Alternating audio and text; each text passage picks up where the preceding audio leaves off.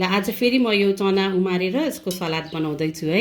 यसमा चाहिँ तपाईँहरूले जे आफूलाई मनपर्ने काँचो खाने भेजिटेबल जे हाल्दा पनि हुन्छ, जस्तै प्याज अनि हरियो खुर्सानी अनि यो काँक्रोहरू,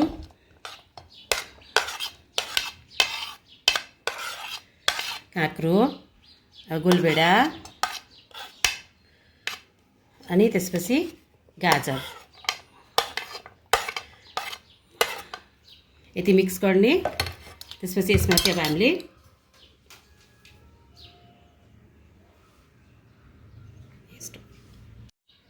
हामीले स्वादको लागि हल्का जिराको धुलो अनि खुर्सानी त हामीले रातो खुर्सानी नहाल्दा पनि हुन्छ, किनभने अलरेडी हामीले हरियो खुर्सानी हालिसकेको छ। अनि हल्का नुन, त्यसपछि अर्को नुनको सट्टामा चाहिँ हामीले बिरे नुन पनि युज गर्न सक्छौँ। बिरे नुनको टेस्ट चाहिँ एकदमै मिठो हुन्छ।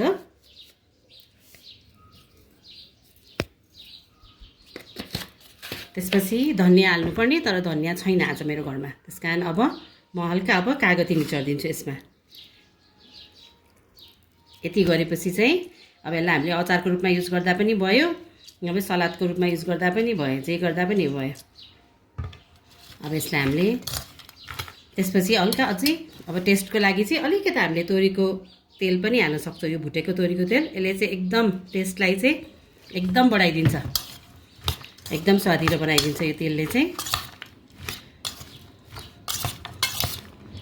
अब यसलाई हल्कासँग चलाइदिने, सबै नुन मसला मिलाएर। त्यसपछि यसलाई हामीले खानासँग खाँदा पनि भयो, नभए मन लाग्छ भने त्यस्तै खाँदा पनि हुन्छ। यो चना मात्र होइन, यसलाई चाहिँ हामीले गेडा मुङ पनि हामीले उमारेर यसमा चाहिँ मुङ पनि युज गर्न सक्छौँ। त्यो पनि एकदमै हेल्थको लागि चाहिँ एकदम राम्रो हुन्छ।